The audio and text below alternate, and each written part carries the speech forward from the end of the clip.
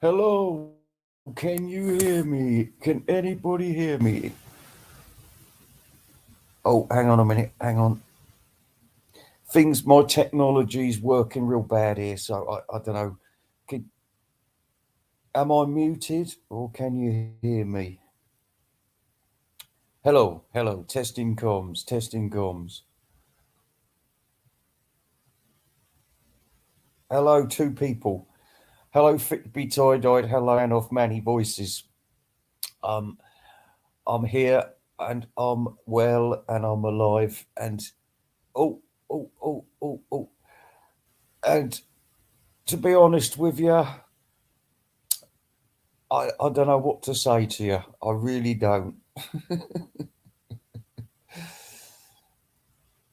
I'm still trying to test comms. Can you hear me out there?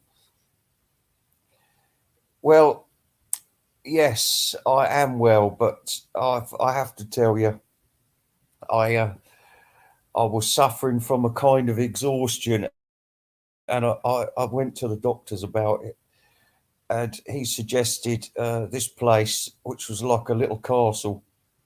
So I went there for a month to try and deal with my alcohol issues, and I believe I have dealt with my alcohol issues now, but I've learnt a few things, and it's been nasty, and it's been very depressing for me because all I can think of now is what a state the world's in, what a state, and I don't know.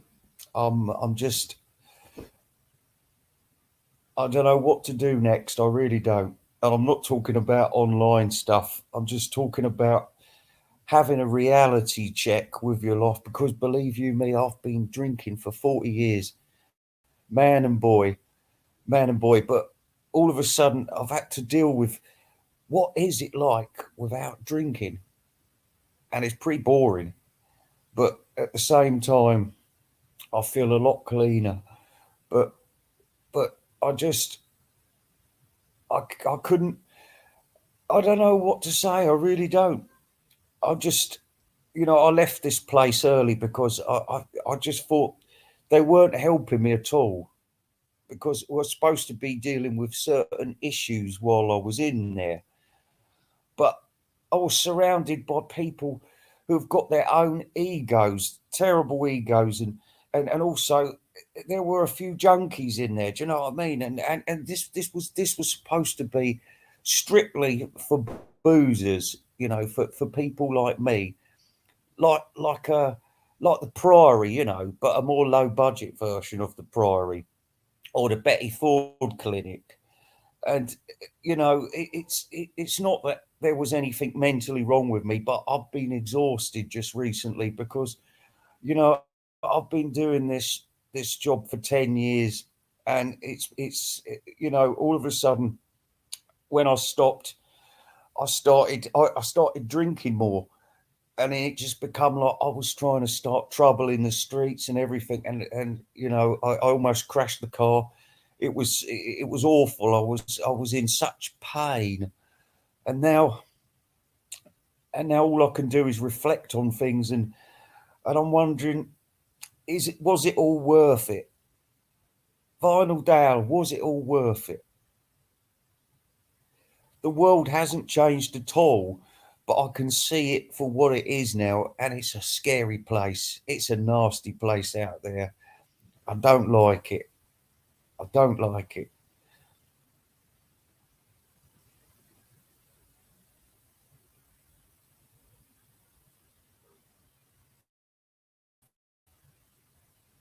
You see, when you have to deal with reality, and like I said, I've been boozing for that long. I haven't seen um,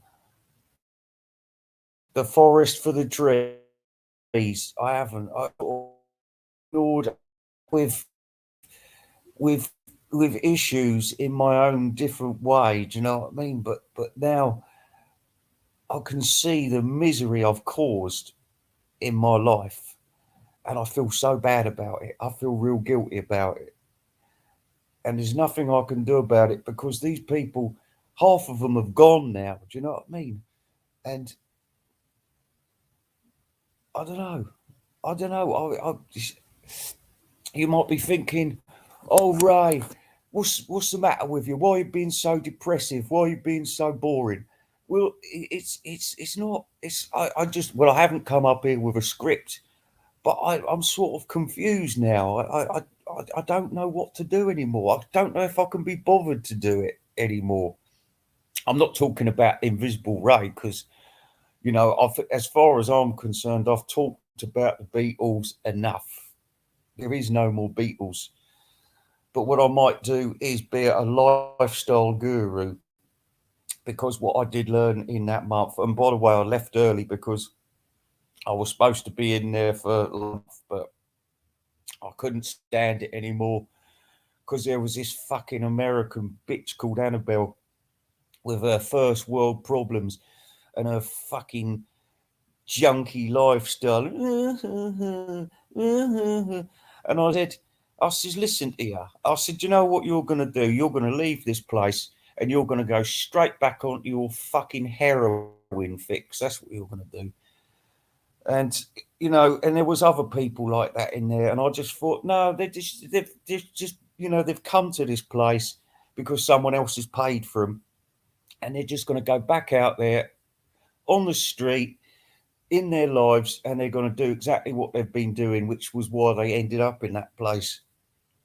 But me, no, I went in there with my own free will to sort my shit out, to be a better person, to to to be a decent human being, because I thought to myself, listen, Ray, you're not a bad person. You're not. It's the trouble is, it's not me. It's the other people. It is. There's two. Even the people who were supposed to be the doctors and the nurses and the social care workers in that place, they were all ego driven. What I had to do is become a Trappist monk in there.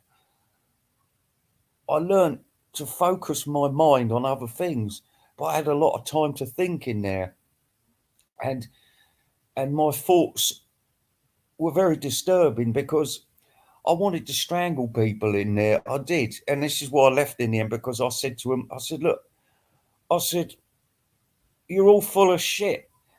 I said, I don't even want to drink anymore. I said, I just want to get out of this place, get away from you lot, because I said, just hanging around with you people is making me worse. And it was, because I don't know if it's therapeutic to be around people who have got issues. It's like I said, I was hoping to be able to share my drinking experience with other drunks, but it wasn't.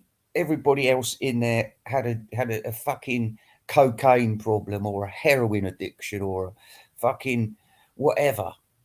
They just couldn't help themselves. Now, yes, I have done drugs in my time, but I haven't had cocaine for about 20 years. Ooh, well, about 20 years now. And because the drugs have never been an issue to me. It was the drinking. The drinking is my devil. And I even kept saying to myself, it's hereditary alcoholism, and it's an excuse. I mean, they all said, yeah, yeah, oh, yes, it is. It's hereditary alcoholism. And I said, do you know what? I'm beginning to wonder if it is hereditary, because I said, being away from booze, not being able to get a drink in this place, I says, I can deal with it. I says, these cunts can't deal with it. And I said, you people are talking shit. So that's why I left. I had enough of it. I couldn't deal with it. But like I said, now I'm back in the real world. I'm I'm at a crossroads. I don't know what to do anymore. I really don't. I don't know if I can go back to work anymore. Well, I suppose I can, but I'm not sure what to do. I'm in God's hands.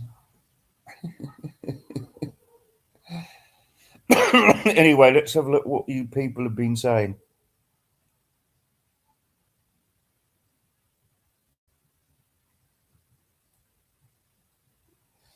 No, you see, well, since I got back out, I haven't been watching these videos because, like I said, I think I did mention this when I was incarcerated, and I said, you know, I said it. I said these people online really get on my tits a lot of the time, and they said, well, I did get some good advice in there. I got to admit, and some of it was good advice, but like I said, there was a lot of egos there.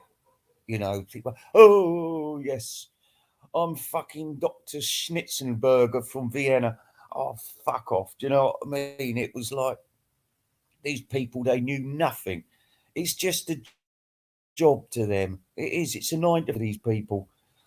And, I needed to unload some real baggage, to rest myself, to sort my head out. Like, like being a yin and a yang. But it's like I said, I was sort of in the right place, but I was in the wrong place. Like I said, the temptation to drink wasn't there because it was all like, there was none of that shaking. I thought, I'd be climbing up the walls and things like that. I wasn't.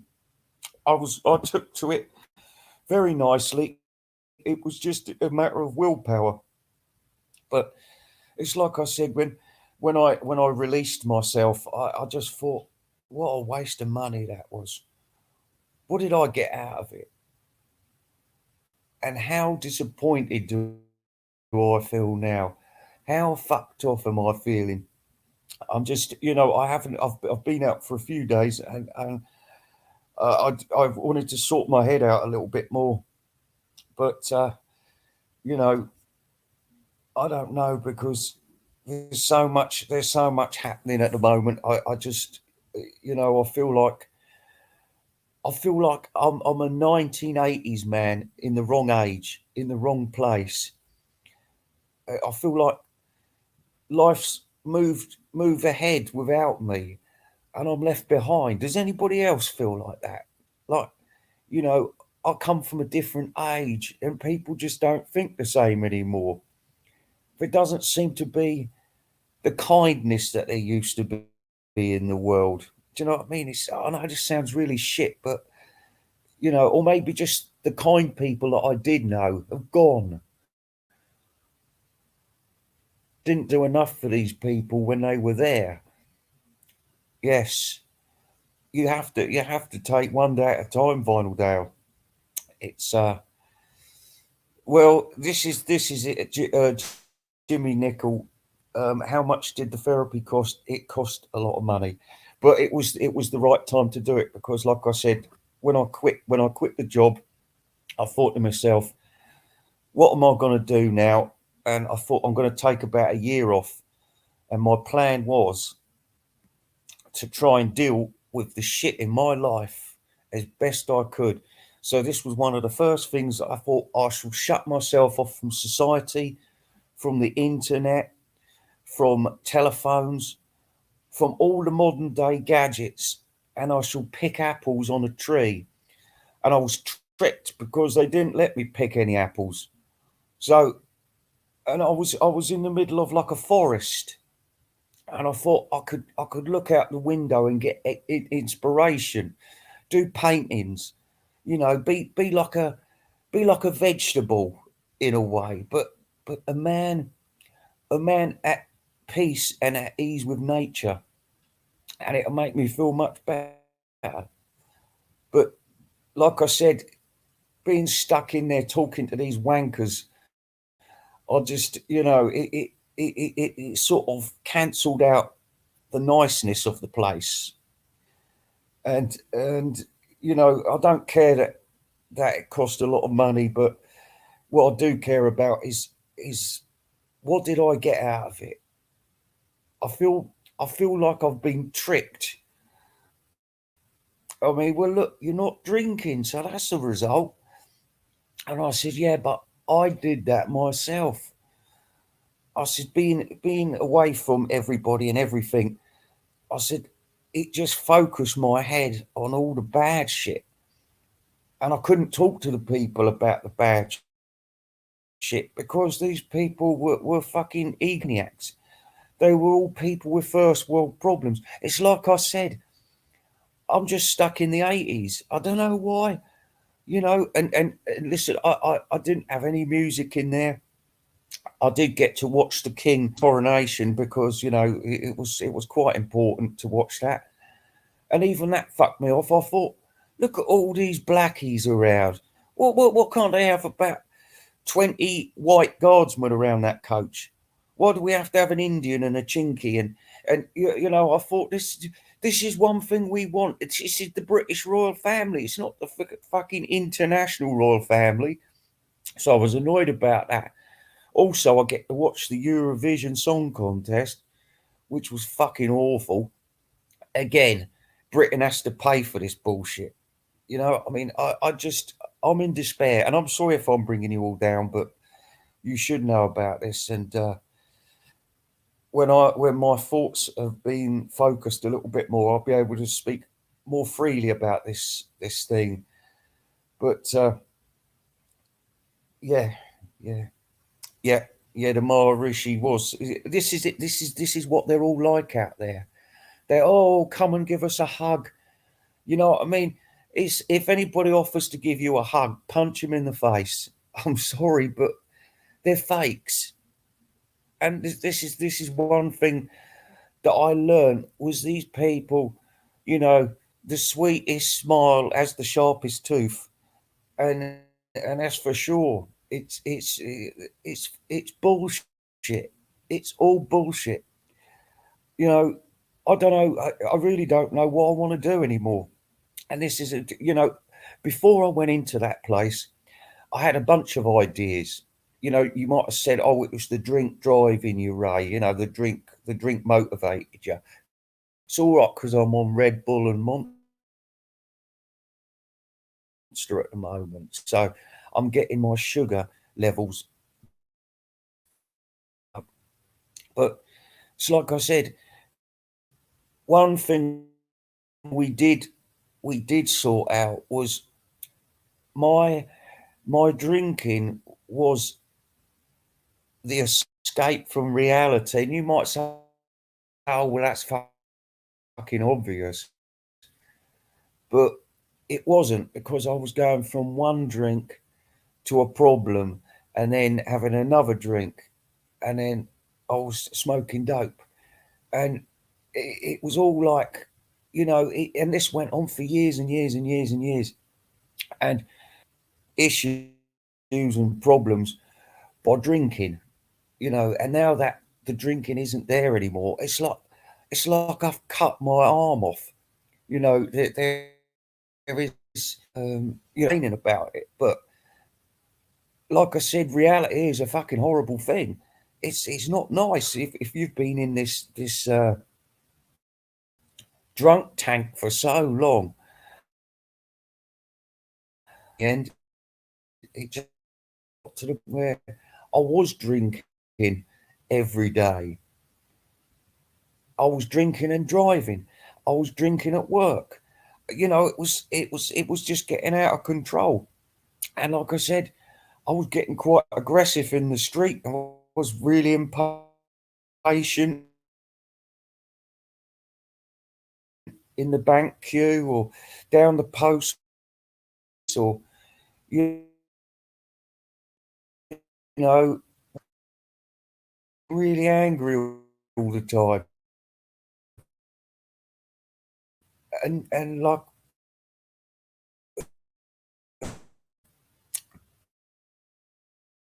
until I better leave it there.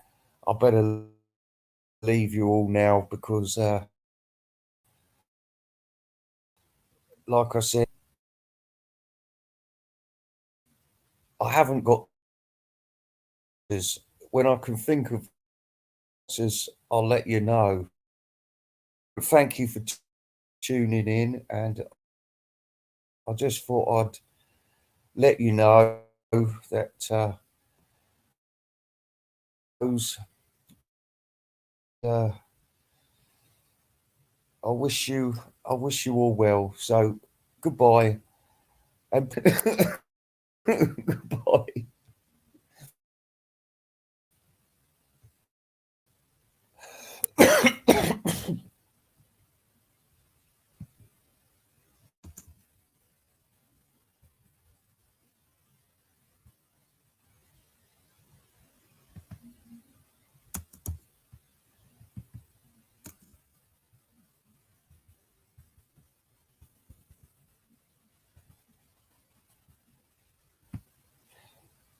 I don't usually do this on the top, but I'm just trying to end the broadcast. But it's a stupid laptop.